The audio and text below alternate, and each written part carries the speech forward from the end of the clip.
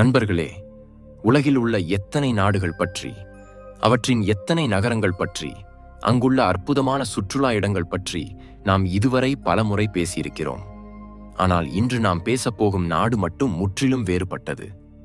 இந்த நாட்டுக்கு வந்த ஒவ்வொருவரின் இதயமும் ஒருமுறை நெகிழ்ந்துவிடும். ஏனென்றால் இங்கு உலகின் அழகியான பெண்கள் வாழ்கின்றனர் என்று அனைவரும் சொல்லிவிடுவார்கள். இதோடு இங்கு ஒரு சிறப்பான பகுதியும் உண்டு. வானத்தில் மின்னல்கள், இடிமுழக்கங்கள் அதிக அளவில் பெய்யும் இடம் இது. அதே நாட்டில் உலகின் உயரமான ஜலபாஷாணமும் உண்டு. இங்குள்ள சாலைகள் ஒன்றை விட ஒன்று அதிக ஆபத்தானவை. அவற்றில் காரோட்டம் ஓட்டுவது மரணத்தை நேரடியாக அழைத்து கொண்டு வருவது போல். ஆனாலும் இங்கு பெட்ரோல் மிகவும் ஏழையாக கிடைக்கிறது. ஆனால் மக்கள் கார்களை குறைவாக ஓட்டுகிறார்கள். ஏன் என்று நீங்கள் யோசிக்கிறீர்களா? நாம் பேசும் நாடு வெனிசுவேலா. சீட் பெல்ட் இன்னும் இறுக்கமாக கட்டிக்கொள்ளுங்கள் நண்பர்களே. இப்போது வெனிசுவேலா பற்றிய ஒரு அற்புதமான, ஆச்சரியமான டிஜிட்டல் பயணத்திற்கு புறப்படுவோம். வெனிசுவேலா தென்னாப்பிரிக்கா கண்டத்தில் உள்ளது. எண்ணெய் உற்பத்திக்காக இந்த நாடு உலகம் முழுவதும் பிரபலமானது. 20ஆம் நூற்றாண்டில் எண்ணெய் கண்டுபிடிக்கப்பட்ட பிறகு அது நாட்டின் முதன்மை வருமான மூலமாக மாறியது.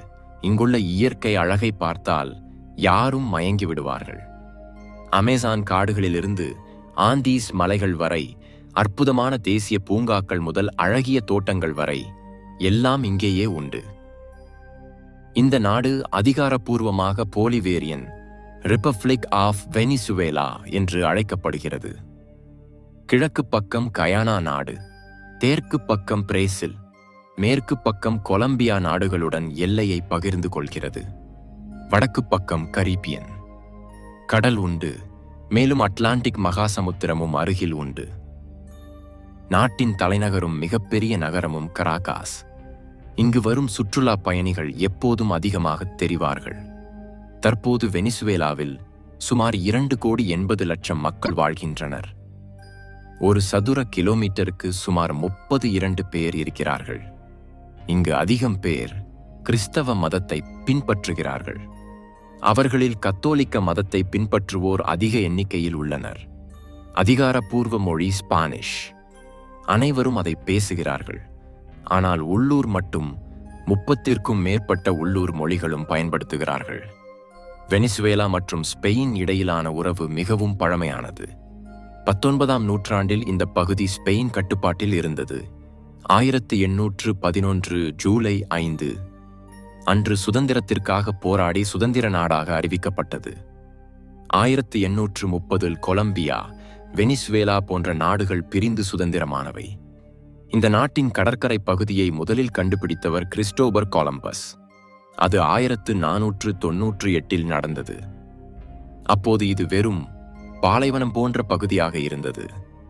இப்போது ஒரு மிகவும் ஆச்சரியமான விஷயத்தை சொல்ல வேண்டுமானால், வெனிசுவேலாவில் ஒரு பகுதி உண்டு. அதன் பெயர் கடாட்டும்போ. இது உலகின் மிகவும் ரகசியமான மற்றும் ஆச்சரியமூட்டும் பகுதி. வருடத்திற்கு 140 முதல் 160 இரவுகள் வரை ஒவ்வொரு நிமிஷத்திற்கும் 16 முதல் 40 முறை மின்னல்கள் பெய்யும். ஆம், 1-2 முறை அல்ல. ஆயிரக்கணக்கில், சில நேரங்களில் லட்சக்கணக்கில் மின்னல்கள் விழும். இந்த பகுதியிலேயே இன்று வரை பலர் இந்த மின்னல்களால் உயிரிழந்துள்ளனர். அதனால் இன்றும் பலர் இந்த பகுதியை பயப்படுகிறார்கள். இங்குள்ள பெண்கள் பற்றி சிறப்பாகச் சொல்ல வேண்டுமானால், உலகின் ஒவ்வொரு பெண்ணும் தன்னுடைய அழகை பெற்றிருக்கும். ஆனால் வெனிசுவேலா பெண்கள் அழகிற்கு ஒரு சிறப்பு உதாரணம். அவர்களின் சருமம் வெள்ளையாக இருக்கும். முடி கருப்பாகவோ அல்லது கோதுமை நிறத்தில் அடர்த்தியாகவோ இருக்கும். கண்கள் மயக்கமாக நோக்கும். நடை மயக்கத்தை ஏற்படுத்தும். உடல் இளமையாக இருக்கும். ஒருமுறை பார்த்தால் சொர்க்கத்திலிருந்து அப்சரஸ்கள் இறங்கியது போல் தோன்றும்.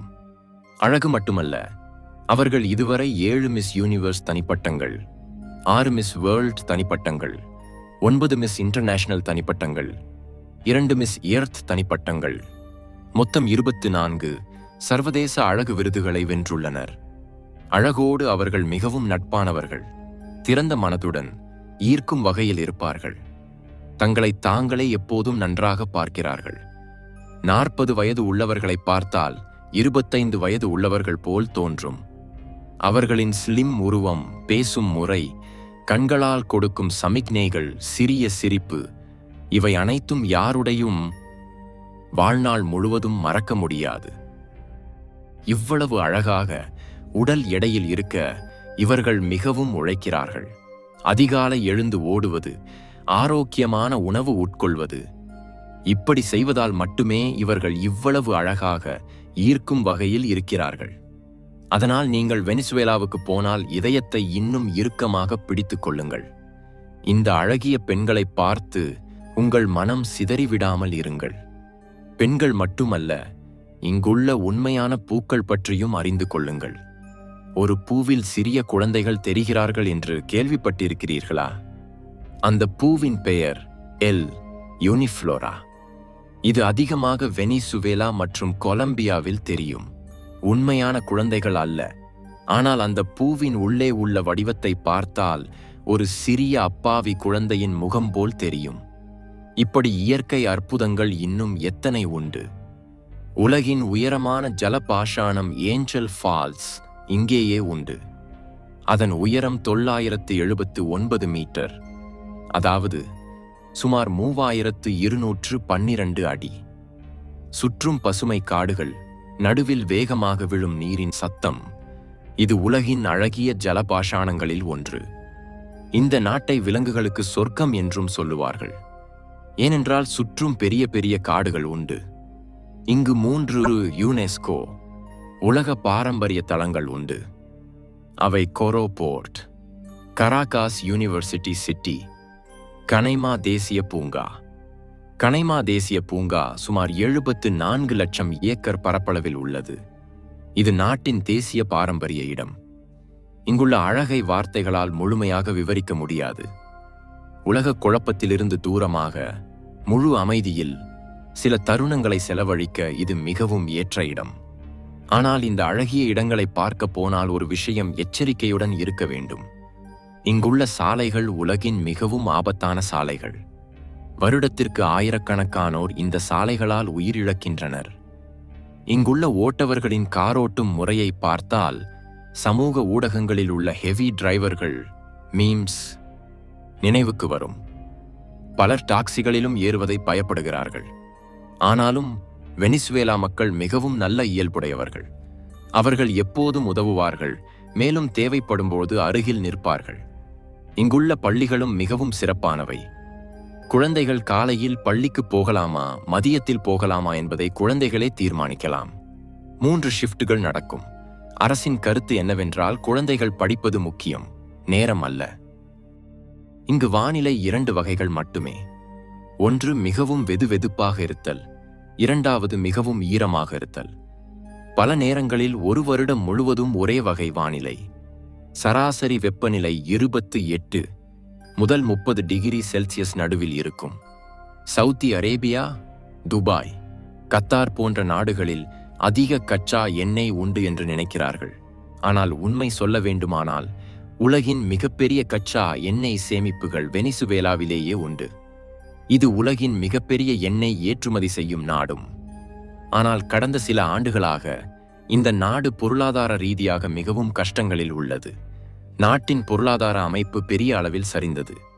2024 ஜிடிபி சுமார் $10 பில்லியன் மட்டுமே. 2023 அது $21 பில்லியன் இருந்தது. நாடு இப்போது சுமார் $150 பில்லியன் கடன்களில் உள்ளது. இதற்கு முதன்மை காரணம் ஊழல். ஊழல் நாட்டை உள்ளிருந்து சாப்பிடுகிறது. அரசு மற்றும் தனியார் அலுவலகங்களில் அனைவரும் டேபிள் கீழ் பணம் வாங்குவது சாதாரணமாகிவிட்டது. ஆனால் அரசு இப்போது அதை முழுமையாக தடுக்க முயற்சி செய்கிறது. மற்றொரு முதன்மை காரணம் உற்பத்தி குறைவு. எண்ணெயிலிருந்து மற்ற பொருட்கள் வரை உற்பத்தி பெரிய அளவில் குறைந்தது. இதனால் பணவீக்கம் நாட்டை பெரிய அளவில் அழித்தது. இப்போது பலர் ஒரு நாளில் உணவும் சரியாக உட்கொள்ள முடியாத நிலை. பொருளாதார நெருக்கடி, உயரும் விலைகள், உற்பத்தி குறைவு, இவை அனைத்தும் கலந்து மக்களை பெரிய அளவில் துன்புறுத்துகிறது. இதன் மூலம் எண்ணெய் மீதான அதிக அனுபவம். ஆனால் வெனிசுவேலா மக்களின் தைரியத்திற்கு நாம் சலாம் சொல்ல வேண்டும்.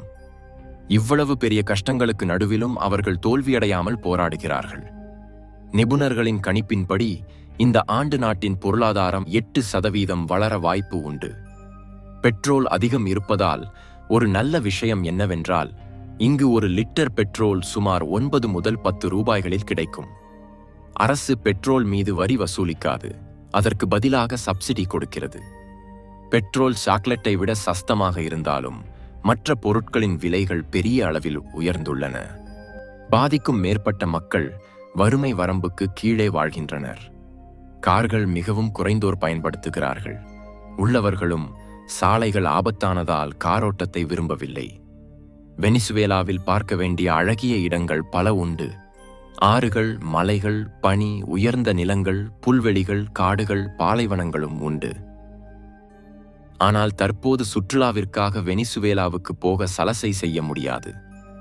பொருளாதார நெருக்கடியால் குற்றங்கள் அதிகமாகியுள்ளன. இப்போது இந்த நாடு உலகின் மிகவும் பாதுகாப்பற்ற நாடுகளில் ஒன்றாக மாறியுள்ளது. இங்கு உயிரின் மதிப்பு மிகவும் குறைவு. சிறிய விஷயங்களுக்கும் உயிரெடுக்கிறார்கள். ஆனாலும் ஒரு மகிழ்ச்சி கொடுக்கும் இங்குள்ள சுவையான உணவு. சீச்சா அண்டீன் என்ற ட்ரிங்க் இங்கு மக்களுக்கு அதிகம் இஷ்டம். இது அரிசியிலிருந்து தயாராகும். ஒருமுறை குடித்தால் வாழ்நாள் முழுவதும் அந்த சுவை மறக்க முடியாது. இது மிகவும் சஸ்தமாக கிடைக்கும். பர்கர் போன்றவற்றை சாப்பிட விரும்பினால் பாய்கெட்டு வெறும் ஒரு பர்கருக்கு சுமார் $4 செலவு. ஆனால் நான் வெஜ் விஷயத்தில் விலைகள் சற்று குறைவாக இருக்கும். சிக்கன், மட்டன், மீன், சீஃபுட் எல்லாம் எளிதாக கிடைக்கும். வெனிசுவேலா சமையல் சுவை யாருடையும் வாழ்நாள் முழுவதும் மறக்க முடியாது. இந்த நாட்டின் நாணயம் வெனிசுவேலா போலிவர். இங்கு பயணம் செய்வது சற்று செலவானதாக இருக்கலாம். நண்பர்களே, நீங்கள் வெனிசுவேலாவுக்கு போகலாமா என்று யோசிக்கிறீர்களா? அல்லது ஏற்கனவே போய் வந்திருக்கிறீர்களா? அப்படியானால் உங்கள் அனுபவங்களை நம்முடன் தவறாமல் பகிருங்கள். வீடியோவை லைக் செய்யுங்கள், ஷேர் செய்யுங்கள், நமது சேனலை சப்ஸ்கிரைப் செய்யுங்கள்.